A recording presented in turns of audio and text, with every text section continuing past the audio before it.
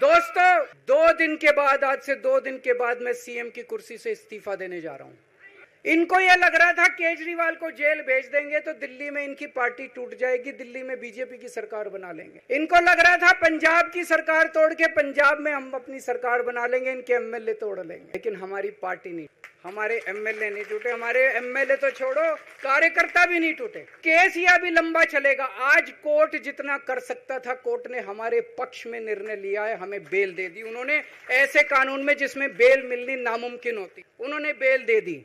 अब एक फॉर्मूला और इन्होंने नया बनाया है, जहां जहां ये चुनाव हारे वहां वहां के मुख्यमंत्री पे फर्जी केस करके उसको गिरफ्तार कर लो और उसकी सरकार गिरा दो। हेमंत सोरेन साहब ने इस्तीफा दिया, मैं भी इस्तीफा दे देता। इन्होंने सीतारमैया पे भी अभी केस किया है, इन्होंने पिनाराई विजयन के ऊपर भी केस कर रखे हैं, ममता दीदी के ऊपर केस कर रखे हैं। ये एक ऑपोजिशन के मुख्यमंत्री को नहीं छोड़ते, एक एक को पकड़ के फर्जी केस कर करके उनको जेल में डाल देते और एक एक की सरकार गिरा देते। आज इन्होंने ईडी छोड़ दी, इनकम टैक्स छोड़ दिया, दिल्ली पुलिस छोड़ दी, इतने केस कर दिए हमारे ऊपर, और हम डट के खड़े हैं इनके खिलाफ, इनका मुकाबला कर रहे हैं, क्योंकि हम ईमानदार हैं। इसलिए ये मेरे को बेईमान साबित करना चाहते हैं, ये मेरे को बेईमान साबित करना चाहते हैं। मेरे ऊपर कीचड़ फेंक रहे हैं, मेरे ऊपर लांछन लगा रहे हैं, मुझे सुबह शाम गालियां देते हैं। लेकिन मेरे लिए बीजेपी इंपॉर्टेंट नहीं है, मेरे लिए आप लोग इंपॉर्टेंट हो। अगर देश की जनता, दिल्ली की जनता को लगता है केजरीवाल बेईमान है, मैं 1 मिनट के लिए सीएम की कुर्सी पे भी नहीं बैठूंगा। 1 मिनट के लिए मैं बैठने को तैयार हूं। This video is brought to you by Ours Real Estate, Dubai।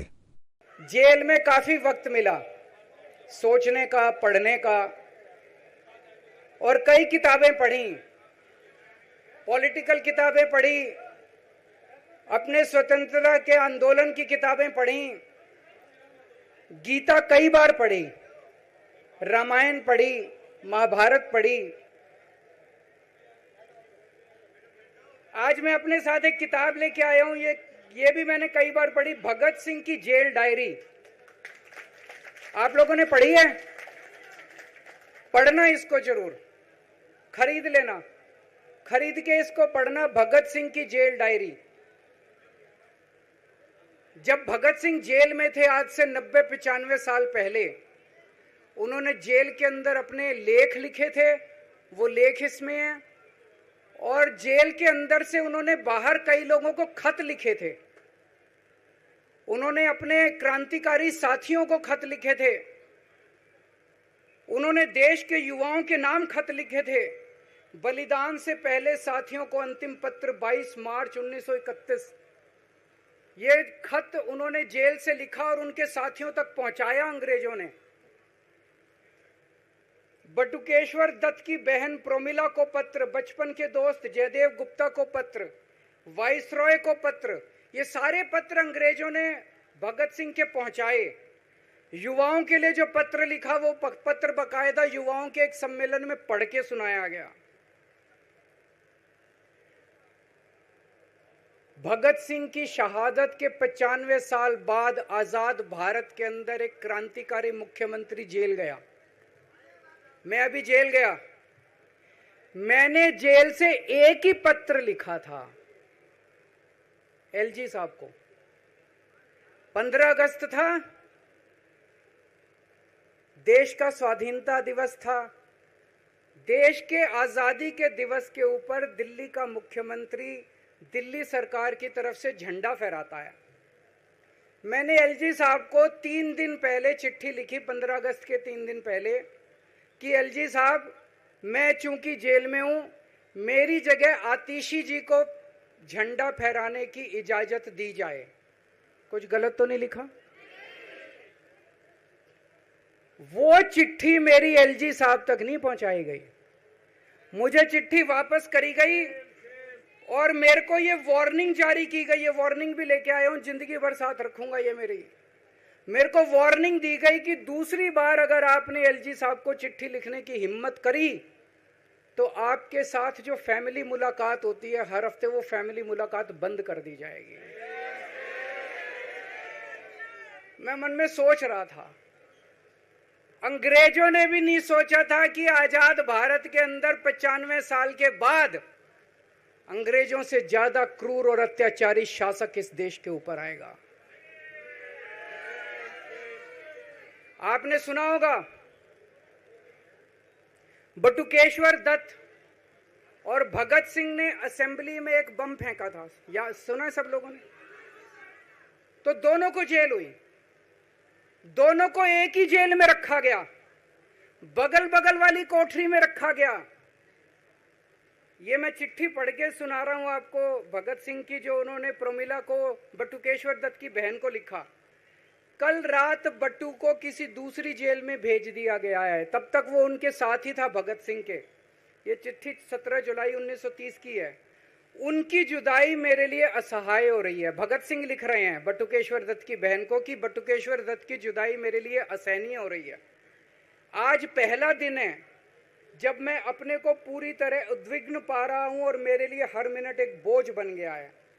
एक मित्र से जुदा होना सचमुच सगे भाई से भी ज्यादा प्रिय थे मेरे को बटुकेश्वर। तो दोनों साथ रहते थे। 95 साल के बाद मनीष सिसोदिया और केजरीवाल एक ही केस में जेल जाते हैं।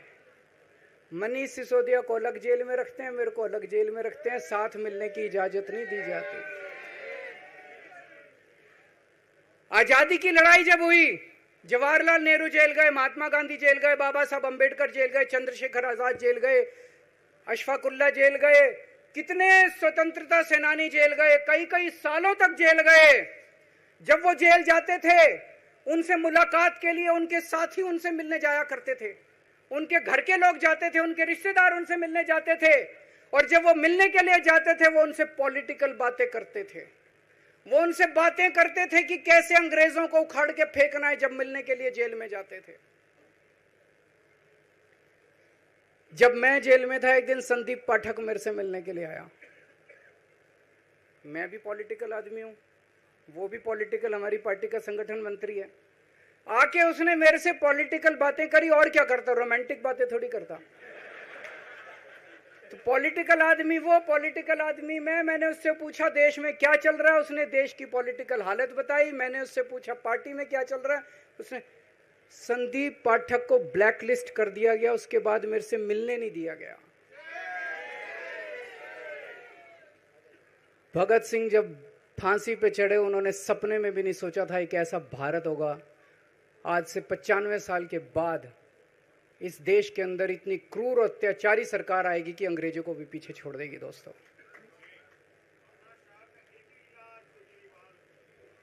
मुझे जेल क्यों भेजा इन लोगों ने? ऐसा नहीं कि केजरीवाल ने कोई भ्रष्टाचार किया, वो इनको भी पता है, मेरे को भी पता है, आपको भी पता है। इन्होंने जेल क्यों भेजा मेरे को? इनका मकसद था आम आदमी पार्टी को तोड़ना। इनका मकसद था केजरीवाल के हौसले को तोड़ना, केजरीवाल की हिम्मत को तोड़ना। इन्होंने फॉर्मूला बना रखा है।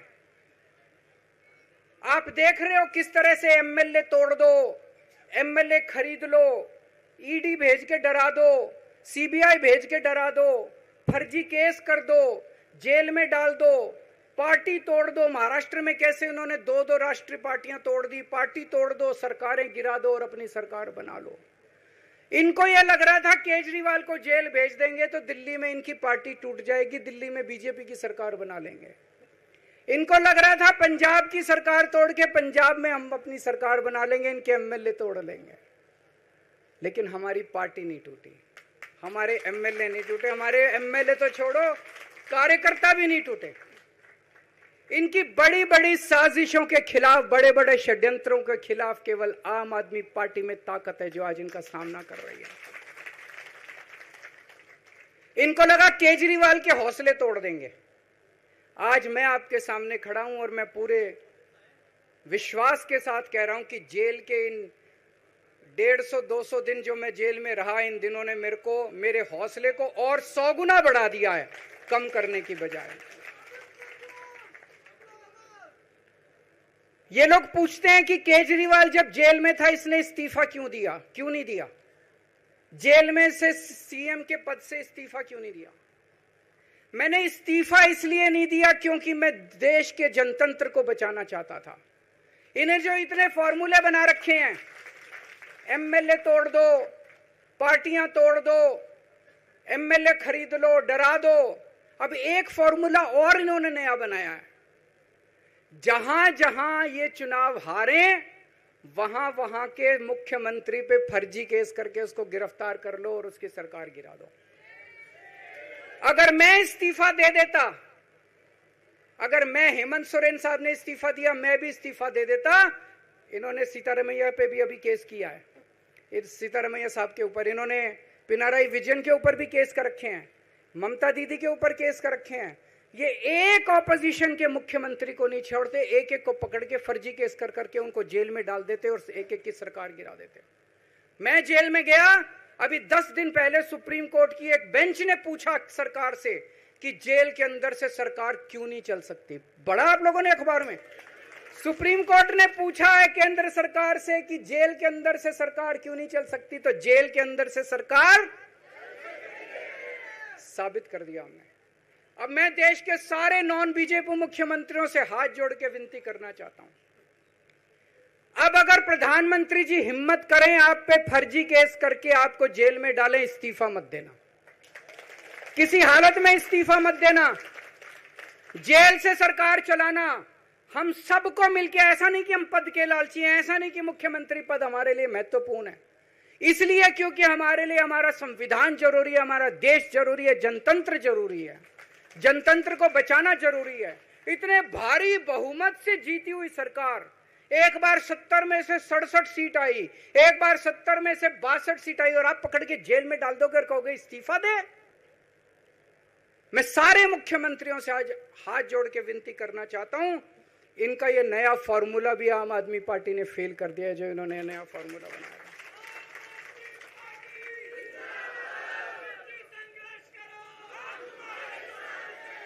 आज इनकी हर षड्यंत्र, हर साजिश से सामना करने की ताकत आम आदमी पार्टी में है। क्यों? क्योंकि हम ईमानदार हैं। दिल्ली में सरकारी स्कूल थे, गरीबों के बच्चे सरकारी स्कूल में पढ़ने जाया करते थे। सरकारी स्कूलों की हालत बहुत खराब थी, गरीबों के बच्चों का कोई भविष्य नहीं था। 16 लाख बच्चे दिल्ली के सरकारी स्कूलों में पढ़ते थे। टूटे फूटे टिन के स्कूल थे, डिब्बे थे, स्कूल क्या डिब्बे थे, कोई पढ़ाई नहीं होती थी, गरीबों के बच्चों का भविष्य खराब था। उन गरीबों के बच्चों को पिछले 10 साल के अंदर 18 लाख बच्चों को हमने सरकारी स्कूल अच्छे बना के भविष्य दिया है। हम ये कैसे कर पाए? हम ये कर पाए क्योंकि हम ईमानदार हैं। आज अगर किसी के घर में कोई बीमार हो जाए, प्राइवेट में ले जाओ, लाखों लाखों रुपए खर्च हो जाते हैं। अगर थोड़ी सी सीरियस बीमारी हो, छोटी सी बीमारी हो, 10-15 हजार रुपए कहीं नहीं गए, इन बड़े बड़े अस्पतालों में ले जाओ।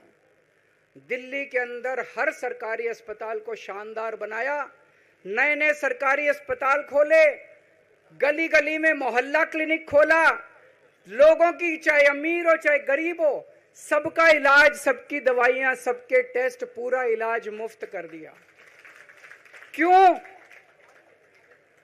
क्योंकि हम ईमानदार हैं। आज दिल्ली की महिलाएं जब बस में सफर करती हैं, उनकी टिकट नहीं लगती। बाकी देश की सरकारें घाटे में चल रही हैं, दिल्ली की सरकार ये सब सुविधा देने के बावजूद फायदे में चल रही है। क्यों? क्योंकि हम ईमानदार हैं। आज दिल्ली के अंदर इतनी सुविधाएं, 24 घंटे बिजली आती है आज दिल्ली में, पहले 8-8 घंटे के पावर लगते थे। हम ये कर पाए क्योंकि हम ईमानदार हैं। आज दिल्ली के लोगों को फ्री बिजली मिल रही है, कैसे? क्योंकि हम ईमानदार हैं। आज दिल्ली में जगह जगह सीसीटीवी कैमरे लग गए, स्ट्रीट लाइट्स लग रही हैं, लोगों को तीर्थ यात्रा कराई जा रही है। इतने कच्ची कॉलोनियों के अंदर पिछले 75 साल में इतनी सड़कें और गलियां नहीं बनी जितनी पिछले 10 साल के अंदर हमने सड़कें और गलियां बना दी। 75 साल के अंदर दिल्ली में इतनी पानी की पाइपलाइन नहीं डली जितने पिछले 10 साल के अंदर पानी की पाइपलाइन डाल दी। कहां से आया पैसा? क्यों? क्योंकि हम ईमानदार हैं। ये हमारी ईमानदारी से डरते हैं, ये हमारी ईमानदारी से डरते हैं।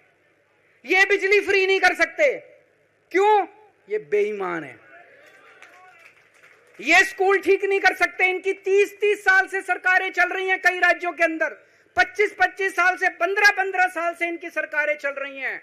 ये स्कूल ठीक नहीं कर सकते, अस्पताल ठीक नहीं कर सकते, ये फ्री इलाज नहीं दे सकते, ये बिजली फ्री नहीं कर सकते, ये 24 घंटे बिजली नहीं कर सकते। क्यों? ये बेईमान, ये बेईमान है। आज इन्होंने ईडी छोड़ दी, इनकम टैक्स छोड़ दिया, दिल्ली पुलिस छोड़ दी, इतने केस कर दिए हमारे ऊपर, और हम डट के खड़े हैं इनके खिलाफ, इनका मुकाबला कर रहे हैं, क्योंकि हम ईमानदार हैं। इसलिए ये मेरे को बेईमान साबित करना चाहते हैं, ये मेरे को बेईमान साबित करना चाहते हैं। मेरे ऊपर कीचड़ फेंक रहे हैं, मेरे ऊपर लांछन लगा रहे हैं, मुझे सुबह शाम गालियां देते हैं, लेकिन मेरे लिए बीजेपी इंपॉर्टेंट नहीं है, मेरे लिए आप लोग इंपॉर्टेंट हो। अगर देश की जनता, दिल्ली की जनता को लगता है केजरीवाल बेईमान है, मैं 1 मिनट के लिए सीएम की कुर्सी पे भी नहीं बैठूंगा। 1 मिनट के लिए मैं बैठने को तैयार नहीं। मैंने अपने जीवन में कुछ नहीं कमाया, मेरा बैंक अकाउंट खाली है, हमारी पार्टी का बैंक अकाउंट खाली है। मैंने जिंदगी में कुछ नहीं कमाया, अपनी इज्जत और अपनी ईमानदारी के सिवा मेरे पास कुछ नहीं आया। इनकम टैक्स में कमिश्नर की नौकरी करता था, 2000 में नौकरी छोड़ के सन 2000 से 2010 तक 10 साल मैंने दिल्ली की झुग्गियों के अंदर बिताए हैं। कुछ महीने दिल्ली की झुग्गियों में जाके रहा मैं, झुग्गी के अंदर, नंद नगरी, सुंदर नगरी की झुग्गियों के अंदर मैंने गली गली में खाक छानी है कि गरीब आदमी रहता कैसे, उसके घर का गुजारा कैसे चलता है। अगर पैसे कमाने हो तो इनकम टैक्स कमिश्नर की नौकरी बुरी नहीं थी। और जब मैंने नौकरी छोड़ी थी तब कोई पार्टी नहीं थी, कुछ नहीं थी। ऐसा नहीं था कि उस टाइम ये था मुख्यमंत्री बनने चला था या कोई पार्टी, कुछ नहीं था, कोई भविष्य नहीं था, केवल देश के लिए जुनून था कि देश के लिए कुछ करना है, देश के लिए कुछ करने हैं। 49 दिन की सरकार के बाद इस्तीफा दिया था, अपने असूलों के लिए इस्तीफा दिया था, किसी ने इस्तीफा मांगा नहीं था, अपने आप इस्तीफा दिया था। आज के तारीख में, आज के जमाने में कोई अपनी चपरासी की नौकरी नहीं छोड़ता। मैंने मुख्यमंत्री की कुर्सी छोड़ी थी, अपने आप छोड़ी थी। ना पद का लालच है, ना दौलत का लालच है, केवल देश के लिए कुछ करने का जुनून है, देश के लिए कुछ करने के लिए आए हैं।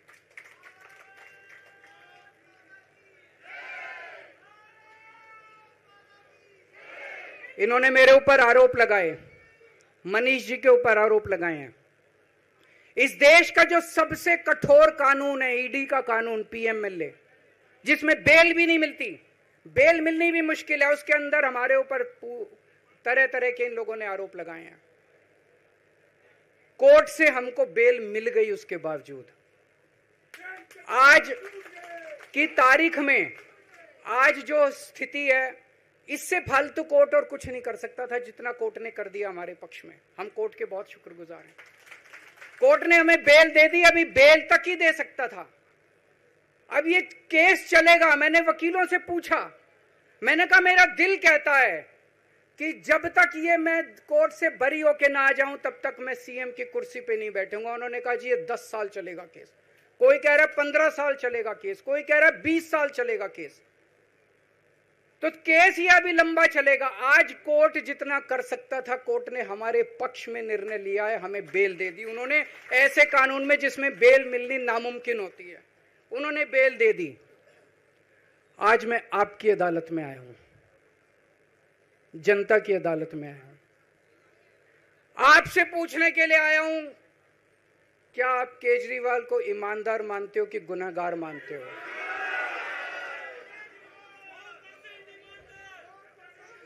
मैं दिल्ली की जनता से पूछना चाहता हूं, मैं देश की जनता से पूछना चाहता हूं कि क्या केजरीवाल ईमानदार है कि गुनहगार है?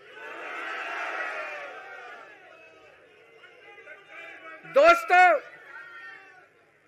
2 दिन के बाद, आज से 2 दिन के बाद मैं सीएम की कुर्सी से इस्तीफा देने जा रहा हूं।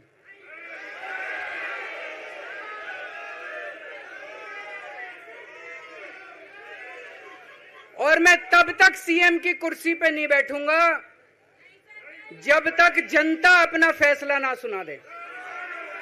मैं जनता के बीच में जाऊंगा, गली गली में जाऊंगा, घर घर में जाऊंगा, और जब तक जनता अपना फैसला ना सुना दे कि केजरीवाल ईमानदार है, तब तक मैं सीएम की कुर्सी के ऊपर नहीं बैठूंगा।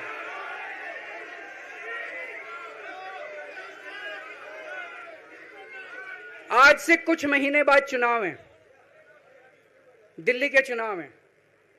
मैं जनता को निवेदन करना चाहता हूं, अपील करना चाहता हूं, अगर आपको लगता है केजरीवाल ईमानदार है, मेरे पक्ष में वोट दे देना। अगर आपको लगता है केजरीवाल गुनहगार है, मेरे को वोट मत देना। आप अगर मेरे को, आपका एक एक वोट मेरी ईमानदारी का सर्टिफिकेट होगा। अगर आप मेरे को वोट देके जिताओगे और अगर आप कहोगे कि केजरीवाल ईमानदार है, तो चुनाव के बाद, उसके बाद जाके मैं सीएम की कुर्सी पे बैठूंगा। तब तक मैं सीएम की कुर्सी पे नहीं बैठूंगा।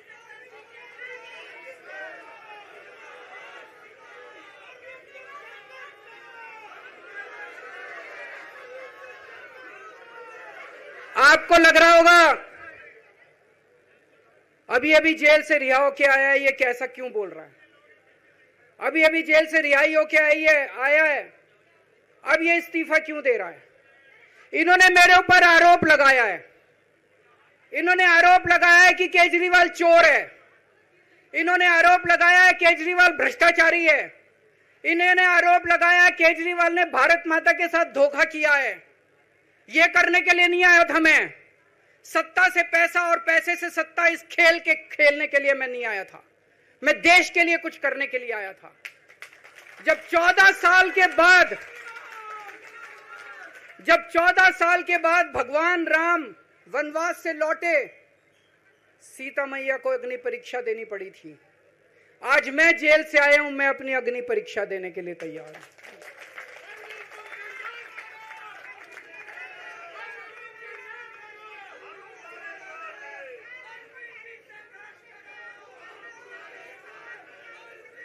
ये कुछ लोग बोल रहे हैं सुप्रीम कोर्ट ने कुछ कंडीशंस लगाई हैं, काम नहीं कर पाएंगे।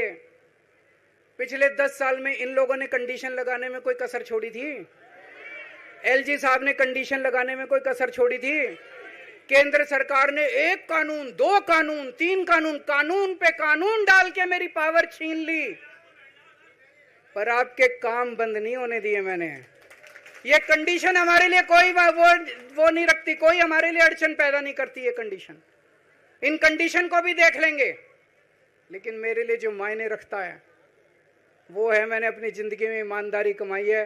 अगर आपको लगता है केजरीवाल ईमानदार है, जम के वोट दे देना मेरे पक्ष में। चुनाव के बाद सीएम की कुर्सी पे जाके बैठूंगा।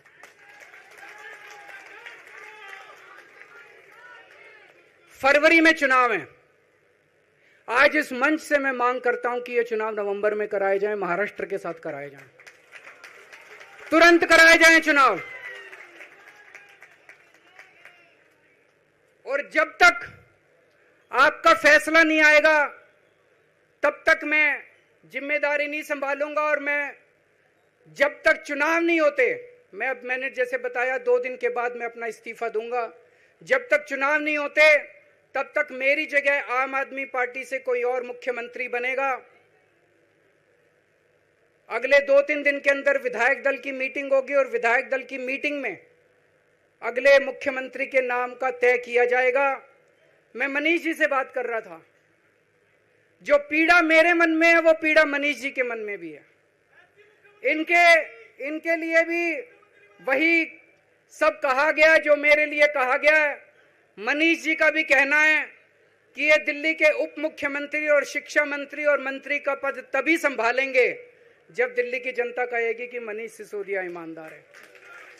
तो मैं और मनीष सिसोदिया, हम दोनों का फैसला आपके हाथ में है, जनता के हाथ में है।